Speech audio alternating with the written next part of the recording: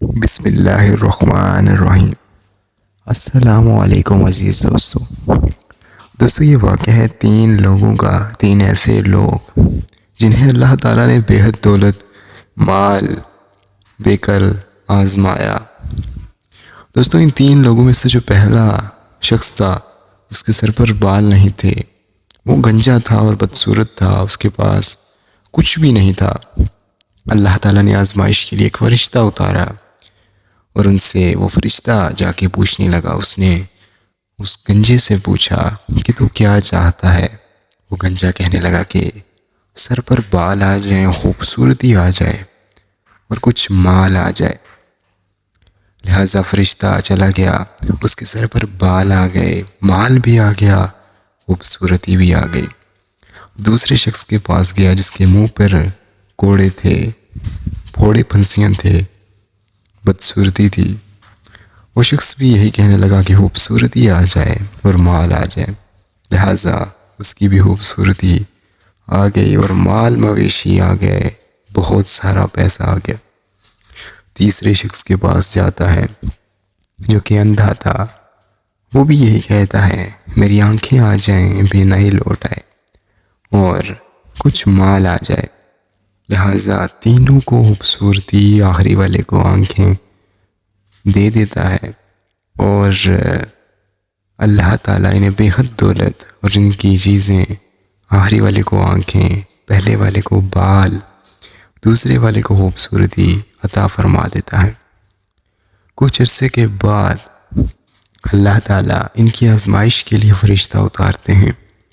وہ پہلے والے کے پاس جاتا ہے جو کہ گنجا تھا، بدصورت تھا اور اس کے پاس مال وغیرہ کچھ بھی نہ تھا۔ اس سے فرشتہ کہتا ہے کہ اللہ کے نام پہ کچھ دے جس نے تجھے اتنا دیا، اتنا نوازا، جبکہ پہلے تو تیری یہ حالت نہ تھی۔ وہ یہ سن کر آنکھ بگولا ہو گیا اور کہنے لگا جا، بھاگ جا، میں تو پیدائشی سے رئیس زادہ ہوں، تجھے کس نے کہہ دیا؟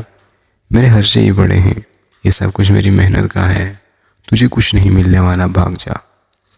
جب یہ اس فرشتے نے سنا جو کہ انسانی شکل میں تھا تو وہ کہنے لگا کہ ٹھیک ہے، اگر تو پیدائشی ایسا تھا تو پھر سے پہلے جیسا ہو جائے۔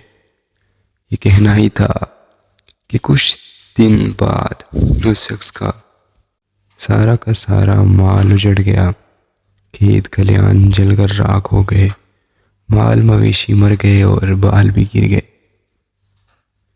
اب وہ فرشتہ تیسرے شخص کے پاس جاتا ہے، تیسرا شخص جس کے منہ پر کوڑے تھے۔ فرشتہ اس سے کہتا ہے کہ اللہ کے نام پر کچھ دے جس نے تجھے اتنا نوازا، جبکہ پہلے تو ایسا نہ تھا۔ وہ بھی یہ سن کر آنکھ بگولا ہوا اور کہنے لگا کہ میرے بہت خرچے ہیں اور یہ سب کچھ میری محنت کا بنایا ہے، تجھے کچھ نہیں ملے گا، بھاگ جا۔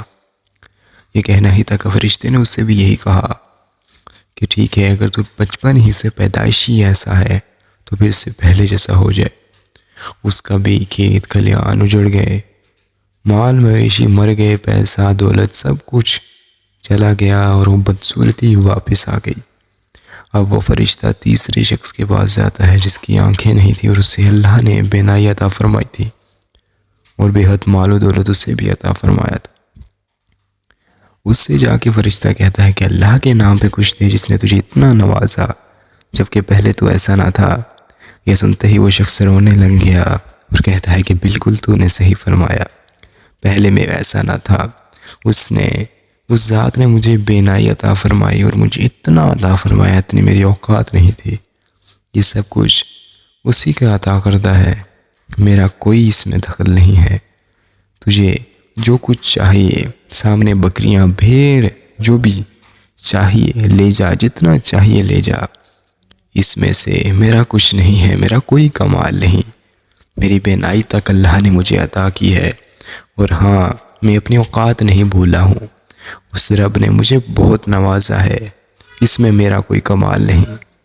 یہ سننا ہی تھا تو وہ فرشتہ مسکرایا اور کہنے لگا کہ مبارک ہو، تمہاری آزمائش تھی اور تم نے یہ آزمائش پار کر لی ہے، تمہارا مال قائم رہے گا، تمہاری خوبصورتی بھی قائم رہے گی۔ دوستو، ان تینوں کو اللہ تعالیٰ نے بے حد مال دے کر آزمایا، اسی طرح اللہ مال دے کر اور لے کر دونوں طریقوں سے آزماتے ہیں۔ ہمیں ان آزمائشوں میں صبر کرنا چاہیے۔ اللہ ہمیں صبر کرنے کی توفیق عطا فرمائے، آمین۔